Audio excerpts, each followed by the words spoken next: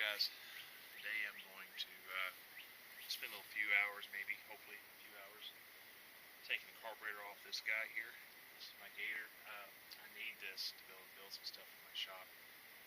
I don't have a truck or anything to move things around. So the carburetor in this thing, it needs to be overhauled. I finally got my kit delivered the other day.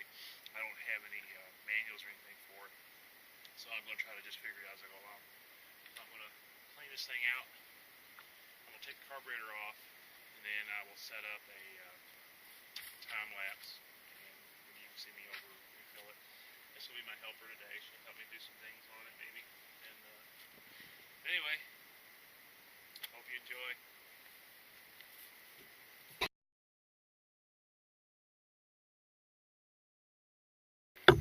Okay, guys. So I have the carburetor taken off. It's kind of warm out here today, so I'm going to try to set something up here, try and clean the carburetor, try to blow it out. I'm going to get my kit out and see what pieces actually have to be removed from the carburetor and replaced with new. Then I want to see if I can blow the existing passages out with compressed air and carburetor cleaner. So once we're done with that, I'll probably say a couple other things. We'll go in the house, and I'll set up a closer camera to the carburetor and try to rebuild this thing. Watch me through all the follies that I'm going to probably have, since I've never rebuilt this kind of carburetor before.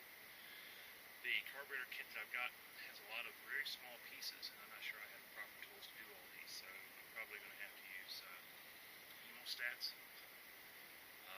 I may have to run down the store to buy some very small needle nose pliers to do some work. But it's really, really small stuff. I don't even think I have a screwdriver small enough. I'm probably going to have to make some screwdrivers out of welding rods, hammer them into straights. To get some of these out, because I don't have any micro screwdrivers this small. And what I do have in the house is too small, because the ones that you would use on your glasses would be too small for the bolts that we have in this little thing.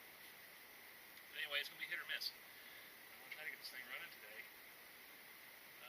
Two of my tires are totally shot on this thing. I didn't want to have to go out and spend $500 on tires on this thing. So I'm going to throw some air in them and see if it holds. If not, I'll run down the store and get a couple tubes and thing, just as a stopgap measure, if I can get the tires off, that is. But anyway, enjoy. Thanks.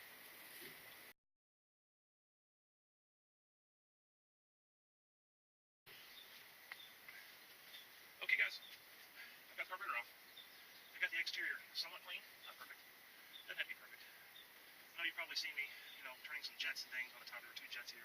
The factory setting on these was basically 4 turns from stop. So when I start these new jets in, I'm going to turn them until they bottom out. I'm going to back them all 4 turns. Then put them back to basically when it was set at when it was running. Thereabouts. We'll have to tweak that just by ear when we get it going. But that'll give us a good baseline of it. The other part, I was trying to check to make sure that this was the right kit. As I was looking at this, I remember seeing this triangular looking gasket in here.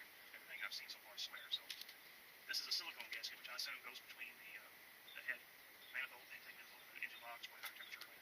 So you were seeing me just kind of double check. Before I start tearing up all these gaskets, I want to make sure I've got one to replace them with. Also noticed that the gaskets that I took off this carburetor, I went ahead and cleaned them. I replaced them, yeah, but amazingly enough, they're very high quality gaskets. I'm almost tempted to say they're better gaskets than what came in this kit. A lot better. They're metallized, so I'm tempted to reuse them. They're thicker. They're thicker and it has a metallized coating on them, so it would literally almost last forever. I mean, if you look at these, they're coated with graphite. I mean, this unit is still supple. There's no holes. These in here look like, plasticized or asphalticized paper, which is your standard. I mean, these are your standard, gaskets. But I mean, compare that. Now, granted, this one's already been crushed, which means it has already formed to the shape of the carburetor and the manufacturer seal. I'm not going to use RTB on this. I have used RTB in the past, and this is how it works. I don't use RTB anymore. These are not designed to be put on with RTB. But still, it's just amazing. These factory gaskets they put on this thing are still almost twice as thick as these new ones. It's amazing. I will say John Deere used some pretty good components when they assembled these units. On this one, anyway. So, in a nutshell, I was going to take this in the house after smelling this carburetor. I'm using disc brake cleaner to clean this one. I know all you safety people have seen me do it without hands, but without gloves on. I've been doing it this way for years. It's probably not a good thing. I don't have any gloves that will handle this cylinder. My skin handles it pretty well with all the stuff on there. And I try to avoid skin contact as much as possible by spraying it on the cloth and also like the face using it to clean the part. So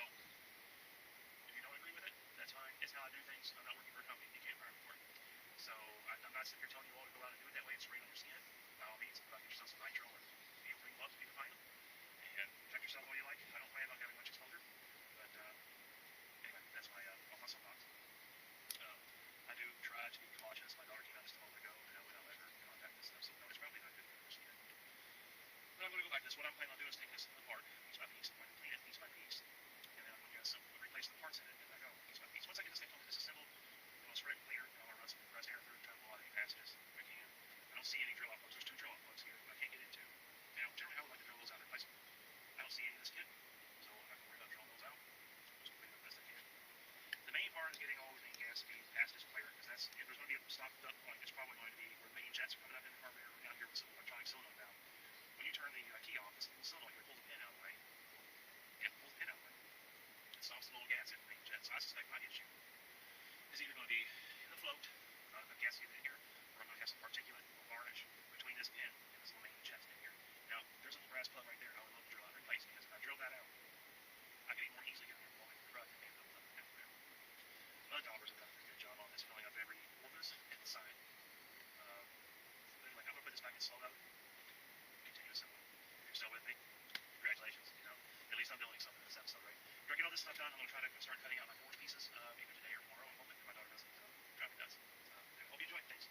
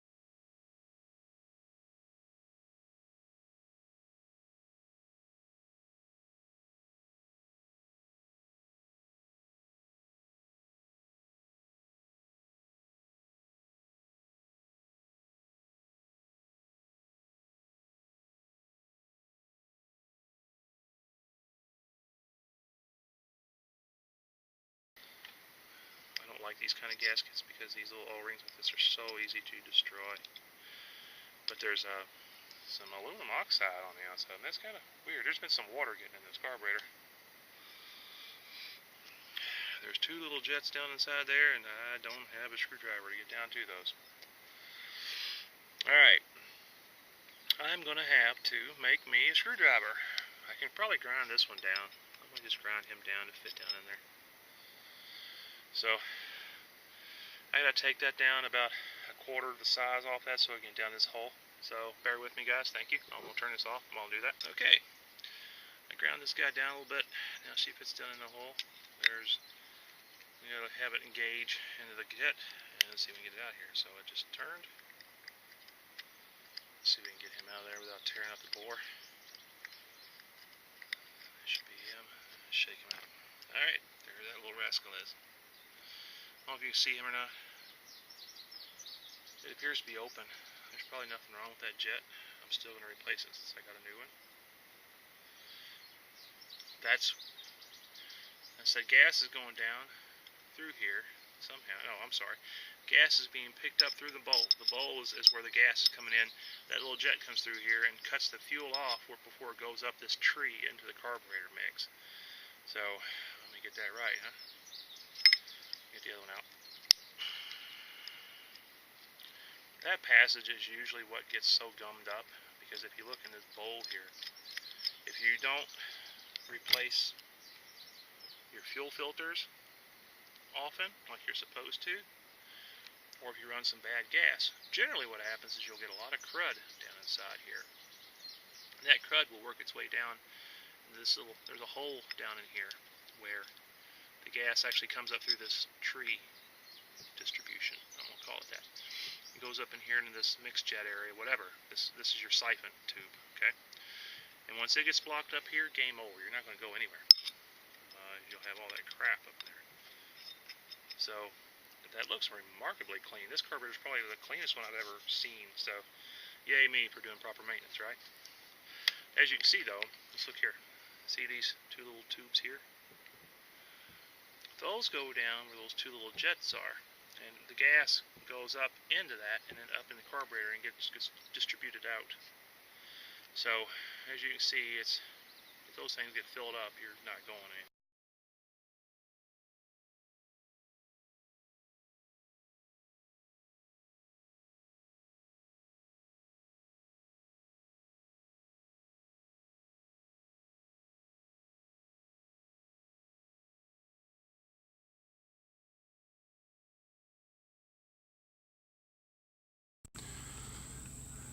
Okay guys, I'm having some trouble with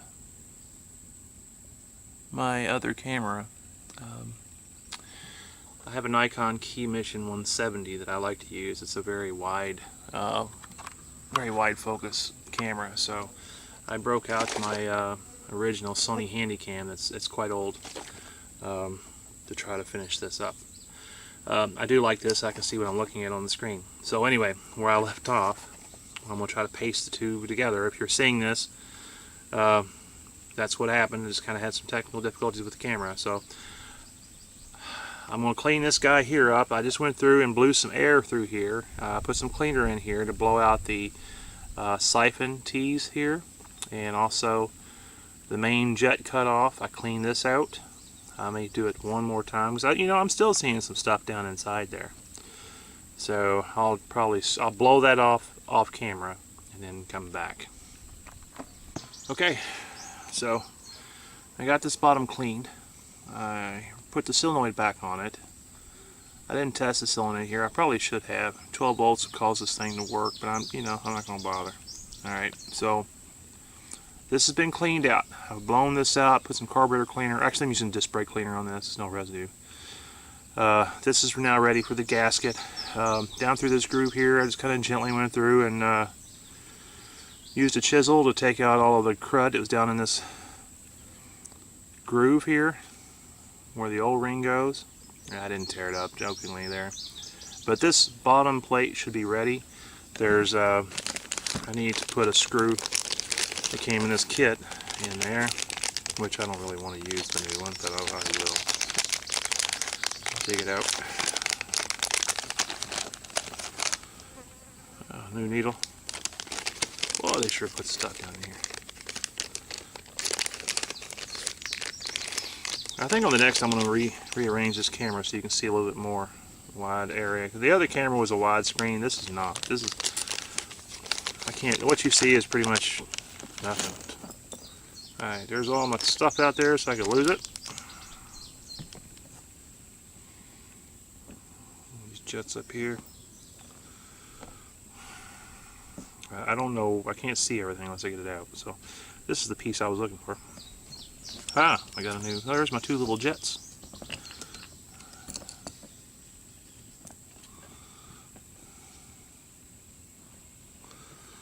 And I'm going to guess they did not give me 3 jets on purpose. I'm going to have to look at those for a moment. All right, back. Okay, so I'm glad I kept the other jets. They gave me 2 different types of main jets that go in this.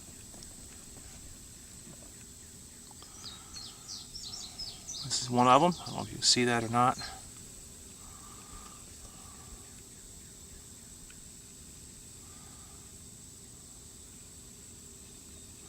And this one. They look pretty close to the same.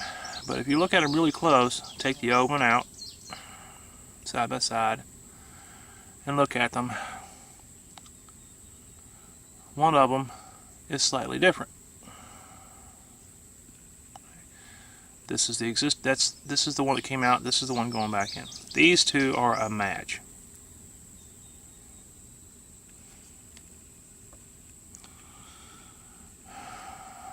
These have a smaller hole in them. So evidently I've got two different size motor jets here. I guess it depends on what you're using it for. So I'm glad I looked. Anyway, that's just wanted to catch that. Okay, so remember this down in these two holes here. There are two jets. I omitted to tell you guys that put these jets back in, but let me take one of these back out. I'll show you. Don't forget when you're assembling this to put these back. These were the new jets. Remember I said the kit came with two types, one smaller than the other. So all you gotta do is drop these back in, let your screwdriver lock in, and turn it until it stops, and just tighten up just a little bit. Don't try to torque it up like your tires on your car. So bottom portion of this, for the most part, is complete. This is our little carburetor drain screw. We got a new one with the kit. We'll go ahead and put him in, and I'm going to go ahead and tighten him up. Okay, so the bottom's complete. I ended up reusing the original copper washer that came with this guy. It came with a new one, but I mean, there's nothing wrong with reusing that one that's in there. So that's tightened down. I'm going to reuse him, so the bottom's done. We're going to move on now to cleaning the top portion. So I'm going to set this aside. Next, for the most part, all we're worried about doing is trying to clean out the old junk and garbage that's in here.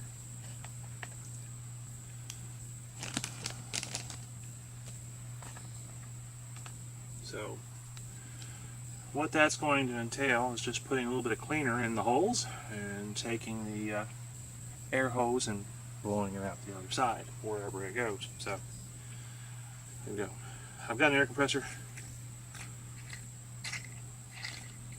I had to turn it off because it's going to get quite loud. I was wondering where that bubble is. Put a little bit of gunk in there. Blow it out. A little gunk in there.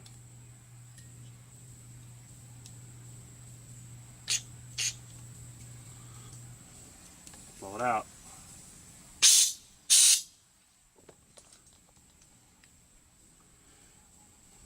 Now, where the float was, this is the gas comes in here, comes out here. This is where your float is and where the little needle valve is. So I've already blown that out, but let's go ahead and do it again. I'm going to put a little bit of stuff here, squirt it in there, and blow it out.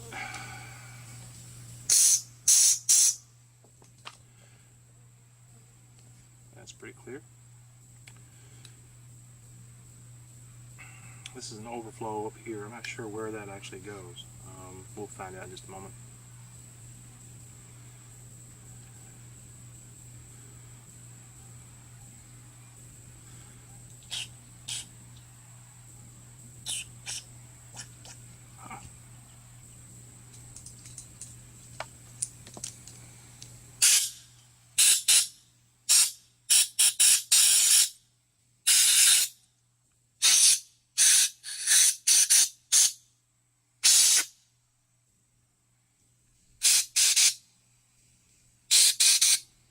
Idle jets.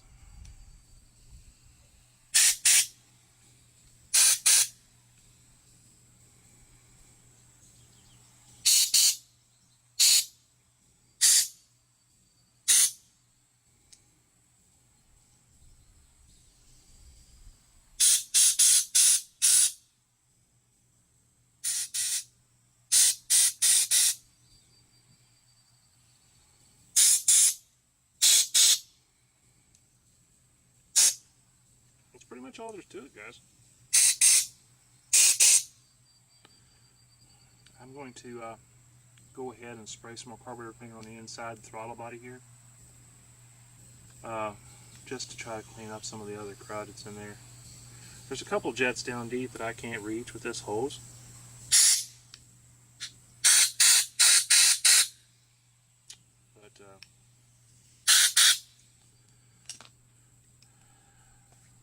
But anyway, I'm going to switch this back to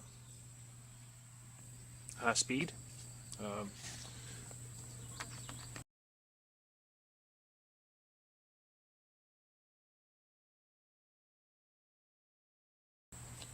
Alright, so I'm batting 1,000 today, guys. This camera here is about full.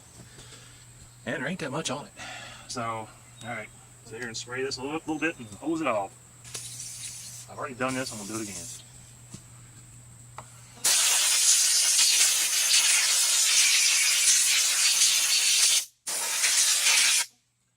In my opinion, it's now ready for reassembly. It is for me anyway. I might go in here a little bit, try to scrape some of this crud off with some maintenance surfaces.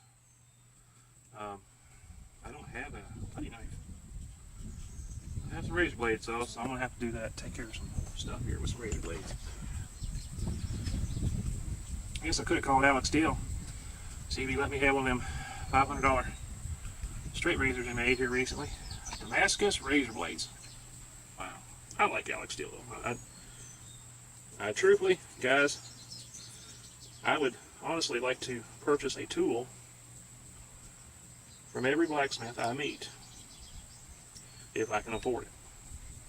You know, I would dearly love to buy one of Alex Steele's hammers, the rounding hammers, just because I'm weird. I like to have one of the hammers. I'm going to buy a hammer from John. It's affordable. I would like to buy something from Roy. I don't know. I'd like to buy something from him. You know, I'd like to buy something for each one of y'all. So the stuff I'm looking for though, and let me know, send me a price list of your stuff. I'd like to get a hammer eye drift, for like standard hammer handles. Let me know what that is. So I don't know what it is. Out of hardened tool steel, one that'll last a while. I'd like to have a couple different ball peen hammers, and I'm willing to pay for these, okay? But if they're $400, I'm sorry, it's just beyond my price range, guys. I think I'm willing to pay up to $100 for drifts, stuff like that. But anyway, like I said, I digress. I would like to honestly get a hammer, a tool, from every blacksmith I know. That goes for all of you watching this as well. I have to do it slowly because I just don't have money to do it all at once. Probably you on the same boat. But keep me in mind whenever you start making tools. Send me a price list. I don't look for anything for free. Yeah, this is actually working amazingly well. Get some of this stuff. It's not going to be perfect, but it's not better than what it was. Alright, I'm ready for reassembly now.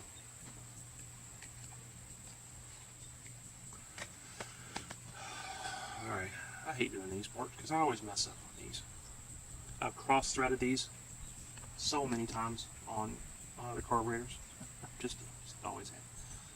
Put him in there and rotate it till it catches. Alright, go on.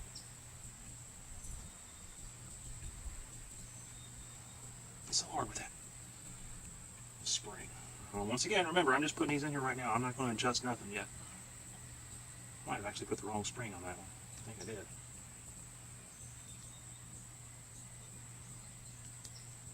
And we'll take another one off. I think I got the wrong spring on there. Well, see, I screw up too. Alright, new jet adjustment. New spring. Ah, see, that goes in so much better. Remember, I'm going to turn these all the way down until they seat. That one's seated. That one is also seated. Now, from factory, these were 4 turns out. So, 1. I gotta start over. I'm gonna have to use needle nose. Can't get a grip on this with my fingers.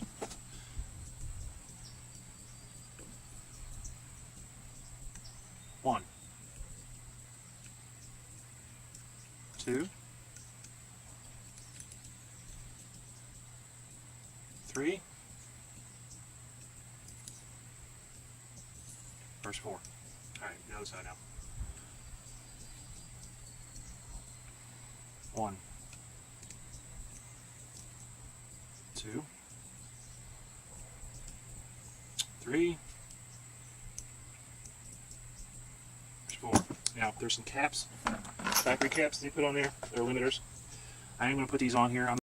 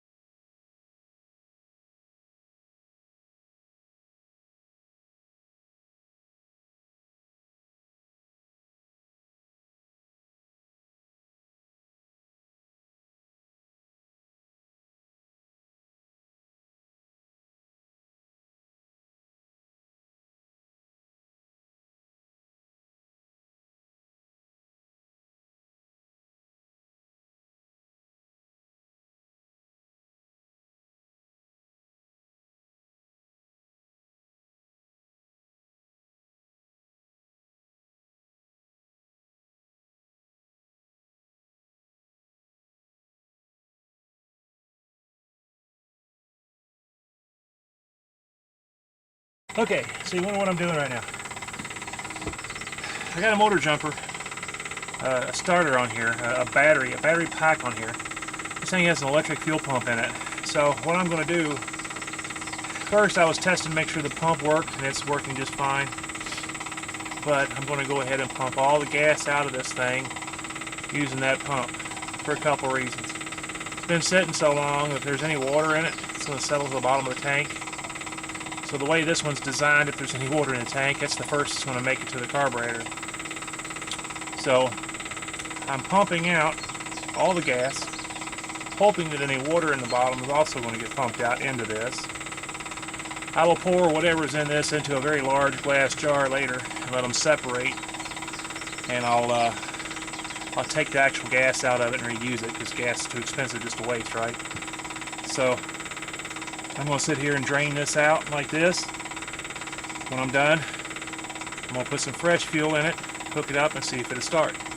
So I'm not going to sit here and let you watch this the whole time. So that's enough of this. So I'm going to turn off the video and continue doing this. I'll catch you in a few minutes.